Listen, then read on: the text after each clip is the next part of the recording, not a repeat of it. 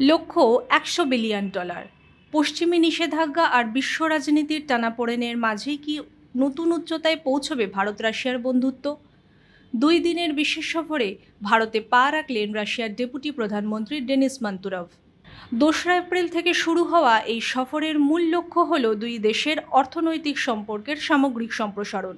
মান্তুরভ স্পষ্টভাবে জানিয়েছে, এবারের আলোচনার কেন্দ্রবিন্দুতে থাকছে পারস্পরিক অর্থপ্রদান ব্যবস্থার স্থিতিশীল নিশ্চিত করা, লজিস্টিক চেইন বা পণ্য সরবরাহ ব্যবস্থা আরও শক্তিশালী করা, নতুন বিনিয়োগ ও যৌথ প্রকল্পে বিশেষ উৎসাহ প্রদান। 2030 সালের মধ্যে দ্বিপাক্ষিক বাণিজ্য $100 বিলিয়ন নিয়ে যাওয়ার লক্ষ্য নির্ধারণ করা হয়েছে। তবে 2024-25 অর্থবছরের পরিসংখ্যান একটি বড় চ্যালেঞ্জের কথা বলছে। এই সময়ে মোট বাণিজ্য প্রায় $68.7 বিলিয়ন পৌঁছেছে, কিন্তু সেখানে রয়েছে বিশাল ভারসাম্যহীনতা। রাশিয়ার রফতানি $63.8 বিলিয়ন বেশি, ভারতের রফতানি মাত্র $5 বিলিয়ন কম।